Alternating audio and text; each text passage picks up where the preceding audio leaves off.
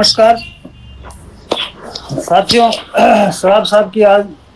13वीं पुण्यतिथि पर हम सारे वेबिनार कर रहे हैं। तो सराब साहब का उनके जीवन के प्रारंभ से ही उनके दिमाग में जो लक्ष्य था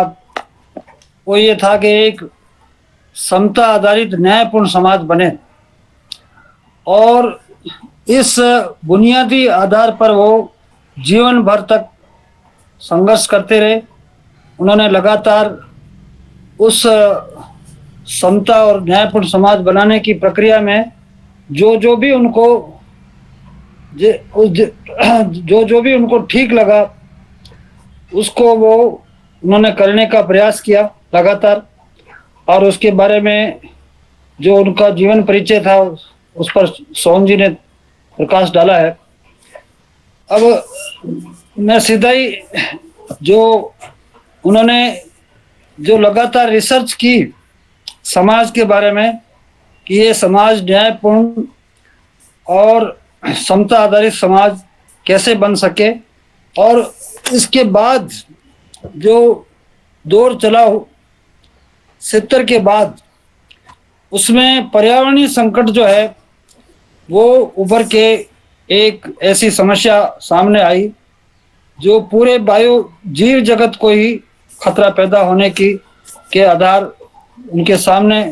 जो सारे तथ्य और जो हालात थे दुनिया के, और दुनिया के वैज्ञानिकों ने भी इस पर लगातार जो प्रयास किए हैं, उन्होंने जो अपने तथ्य रखे हैं, उन्होंने अपनी जो रिपोर्टें रखी उस पर सराफ साहब ने लगातार गौर किया, और वो 80 के दशक के बाद लगातार ये दोनों एजेंडों को आधार बनाते हुए उन्होंने अपना रिसर्च का कार्य शुरू रखा। और हमारी जो साथी हैं ये टीम, जो मैं सोचता हूँ 75 से सन 1975 से ही हृदकरण जी, सज्जन जी और सुखदेव जी आदि जो साथी हैं वो लगातार शराब साहब के साथ जुड़े रहे हैं। और उसके बाद जो आज हम इसमें भाग ले रहे हैं वो भी साथी हैं, तो वो भी लगातार इस सराफ साहब की जो प्रयोगशाला है, इस प्रयोगशाला में हम सारे भी भागीदार रहे हैं, इसके हम भी किरदार रहे हैं। तो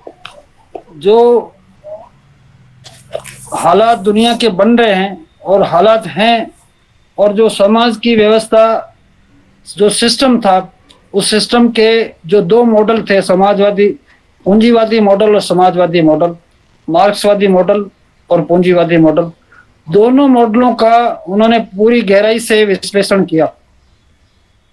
विश्लेषण करने के बाद इस नतीजे पे सराफ साहब पहुंचे कि ये जो दोनों मॉडल हैं वो अब जो पर्यावरणीय खतरा है या अमानवीकरण समाज का हो रहा है, उन दोनों खतरों का हल ये दोनों मॉडल देने में नाकामयाब रहे हैं,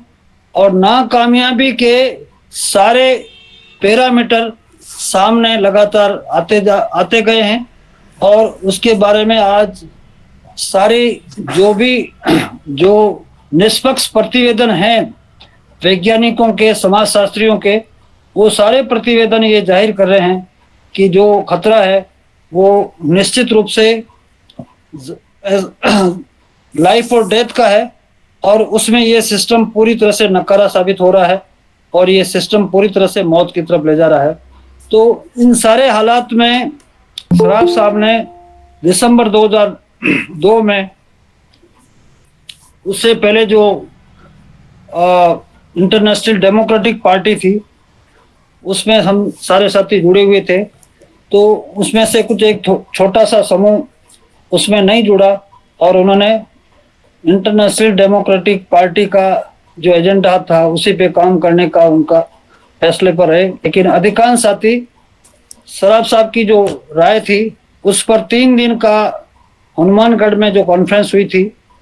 और उस कॉन्फ्रेंस में सर्वसम्मति से जो राय बनी थी कि हम अब पार्टी आधारित जो दुनिया है, जो व्यवस्था है, वो मतलब पूरी तरह से नकारा है, और वो आज के मसलों को हल करने में पूरी दुनिया की राजनीतिक पार्टियां असफल साबित हो रही है। और वो संस्थाएं स्वयं से वो समाज सेवी संस्थाएं नहीं रह करके स्वयं सेवी खुद के स्वार्थ की पूर्ति करने वाला इंस्टीट्यूशन बन गया है। और तमाम जो लीडर हैं वो भ्रष्ट हैं और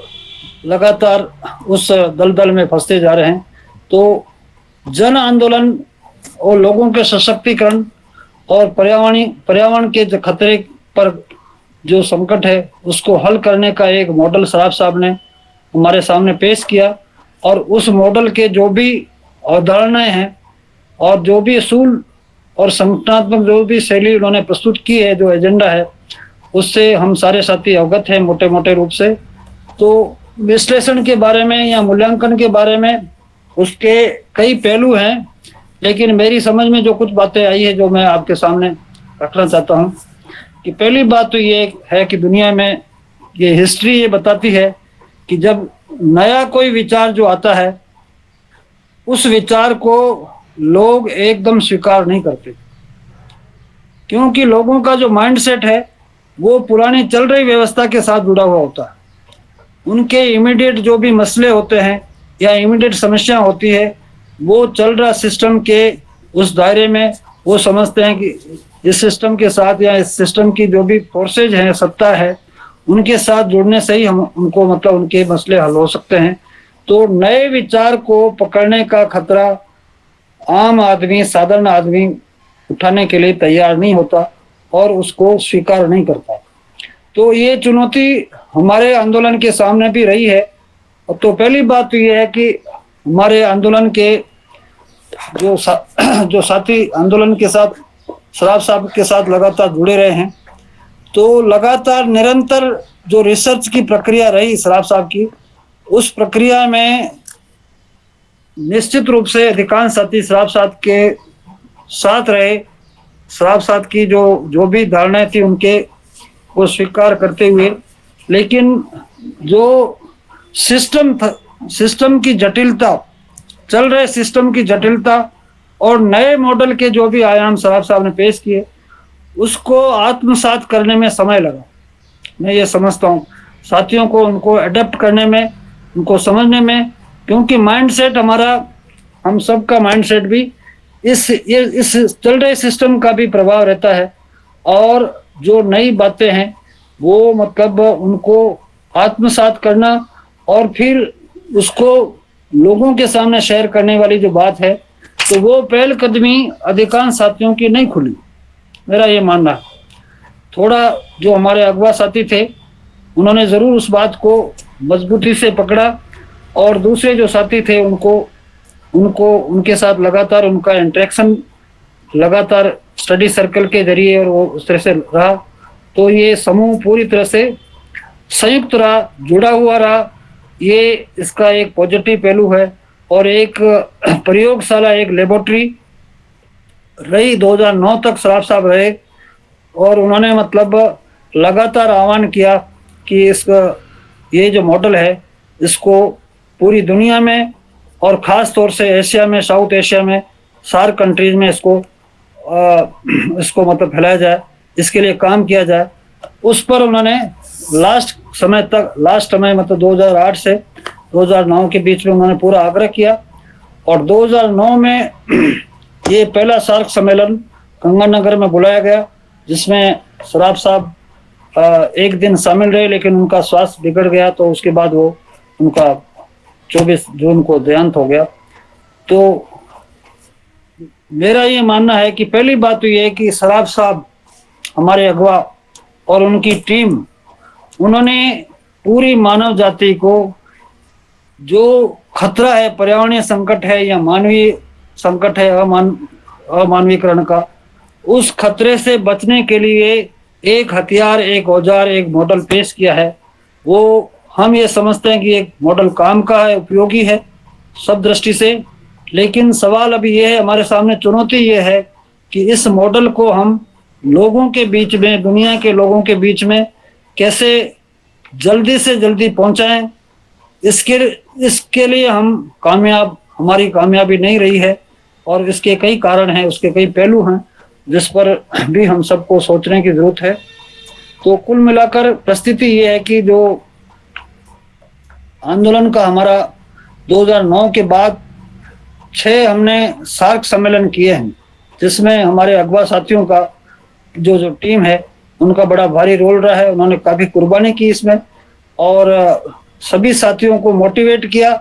और 6 सार्क सम्मेलन किए। 2 नेपाल में किए, 1 बांग्लादेश में किया, 1 श्रीलंका में किया,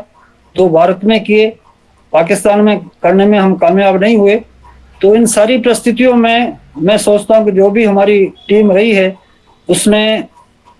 अगवा टीम का जो शराब साहब तो है ही प्रमुख रूप से हमारे नेता और हमारे इस आंदोलन के प्रेरणा, लेकिन अगवा टीम का भी बड़ा भारी रोल मैं मानता हूँ। बाकी साथियों का जो रोल रहा है वो आंदोलन के साथ जुड़ के रहे हैं, उनका रोल हमदर्द का रहा है। मैं ये मानता हूँ हमदर्द का रोल रहा है और हम ज़्यादा रोल प्ले नहीं कर पाए हैं, ये हमारी कमजोरी अवश्य मैं मानता हूँ ये रही है। तो अब आज जो परिस्थिति है, आज जो चुनौती है वो ये है कि लोगों का आज भी जो कॉरपोरेट जगत का माइंडसेट है और उनकी विभिन्न विचारधाराएं हैं, उनके साथ करोड़ों लोग जुड़े हुए हैं और उसी दायरे में वो आज के जो मसले हैं उनको हल करने का रास्ता ढूंढने में लगे हुए हैं। और हम निश्चित रूप से हमारा जो मॉडल है उसको लोगों के बीच में या दुनिया के लोगों के बीच में, दुनिया के बुद्धिजीवियों के बीच में इंटरेक्शन करने में हम कामयाब नहीं रहे हैं। ये हमारी असफलता रही है और उसमें हमारी जो कमजोरियां हैं, कमजोरी में ये मानता हूँ हम सभी जो इस जन आंदोलन से जुड़े हुए हैं, हमारा जो बैकग्राउंड रहा है वो लोअर मिडिल क्लास का रहा है। जिस बैकग्राउंड से हम उठ करके आए हैं तो उस बैकग्राउंड से भी हमारी ये कमजोरी रही है कि हमें ताकत नहीं मिली। जो ताकत हमें एक सिस्टम की या सिस्टम के बारे में जानकारी की या साधनों की जो ताकत हमारे को मिलनी चाहिए थी वो हमारे को अवेलेबल नहीं रही। और जो साथी जिन परिवारों से आए हैं उनकी अपनी निजी समस्याएं भी, परिवारों को चलाने की समस्याएं भी उनकी प्राथमिकता रही है और वो जरूरी भी, अस्तित्व के लिए जरूरी भी रही है। तो वो भी एक हालात रही है। तो उसमें हमारी जो टीम के थोड़े ही साथी ज़्यादा कुर्बानी कर पाए हैं और बाकी साथियों का भी रोल रहा है, लेकिन वो रोल मतलब ज़्यादा प्रभावी नहीं रह सका है,